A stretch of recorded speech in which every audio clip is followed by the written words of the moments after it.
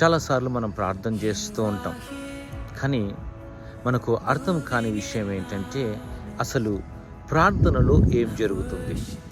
నేను ప్రార్థన చేస్తున్నాను కానీ నాకేం అర్థం అవ్వట్లేదన్నా, నా ప్రార్థనలో నేను ప్రార్థన చేస్తున్నప్పుడు అసలు ఏం జరుగుతుంది, what happens behind the scene అంటే ప్రార్థన వెనుక ఏం జరుగుతుందో నాకేం అర్థం అవ్వట్లేదు, నా ప్రార్థనలకు జవాబులు వస్తున్నట్లుగా నాకు అనిపించట్లేదు అని మనలో చాలామందికి చాలా సందేహాలు ఉంటాయి, అవునా?